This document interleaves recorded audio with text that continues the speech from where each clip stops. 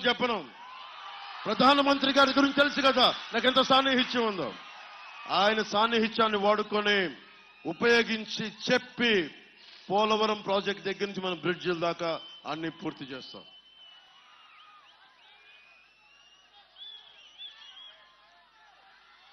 Pithapuram municipality అభివృద్ధి కావాలి. దానికి కావాల్సిన under ground drainage.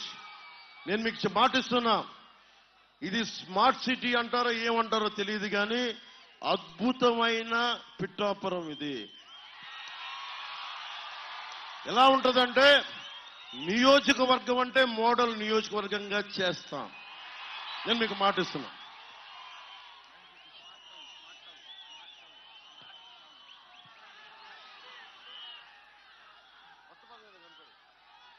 Pithapuram smart town అనమన్నారు Krishnaraju గారు.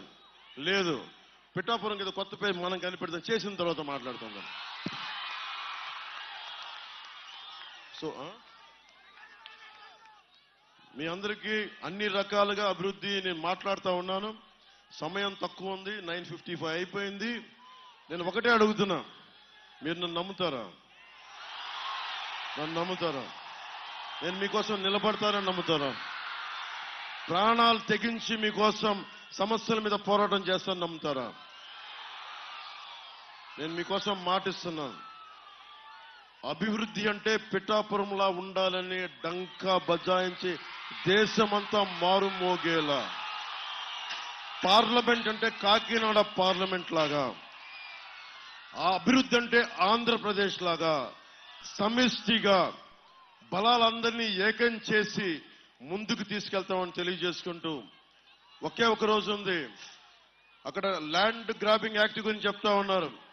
వైసీపీ మద్దతుదారులు చెప్తున్నా, మీ ఆస్తులు జాగ్రత్త. 25,000 కోట్లు తాకట్టు పెట్టేస్తున్నాడు. పాసు పుస్తకం మీద బొమ్మ వేసుకున్నాడు, సరిహద్దు రాళ్ళ మీద బొమ్మ వేసుకున్నాడు. మీ ఆస్తుల్ని అమ్మేస్తాడు. మీరు వైసీపీ కనుక ఓటేస్తే మత్స్యకార సోదరులు కూడా చెప్తున్నా, మీరు ఆస్తులు గాల్లో పెట్టిన దీపమే. అందుకని మీ ఆస్తుల్ని పరిరక్షించుకోవాలి అంటే జనసేన, టీడీపీ, భారతీయ జనతా పార్టీ కూటమికి మీరు ఎక్కడ నిలబడ్డారో అక్కడ అందరికీ ఓటేయండి.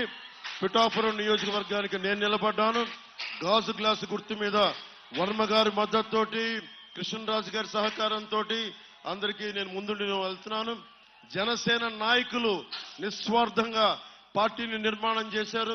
వారందరికీ పేరు పేరున జనసేన నాయకులందరికీ ప్రతి ఒక్కరికి పేరు పేరున ధన్యవాదాలు తెలుపుకుంటూ, వర్మ గారు, అబ్బాయి గిరీష్ గారికి ధన్యవాదాలు తెలుపుకుంటూ, తంగెళ్ల ఉదయ్ శ్రీనివాస్ పార్లమెంట్ అభ్యర్థిగా 25,000 మందికి ఉపాధి కల్పించిన వాడు. నెంబర్ 9 మనకి శక్తిపీఠం ఉంది. మనకి దేవీ నవరాత్రులు గుర్తుపెట్టుకోండి. నెంబర్ 9 దేవీ నవరాత్రులు పార్లమెంట్ అభ్యర్థిగా తంగెళ్ల ఉదయ్ శ్రీనివాస్, గాజు గ్లాస్ గుర్తు. ముందు ఎప్పుడు మన అభ్యర్థిది పార్లమెంట్ అయిపోయిన తర్వాత నేను ఎప్పుడు సెకండ్ లాస్ట్ లో ఉంటాను. పవన్ కళ్యాణ్ 4 చతుర్ముఖ బ్రహ్మను గుర్తుపెట్టుకోండి. చతుర్ముఖ బ్రహ్మ 4 గాజు గ్లాస్ గుర్తు. జల్సాలో ఏముంటది? వాడి హెడ్ ఉన్న రాడ్ లాగా.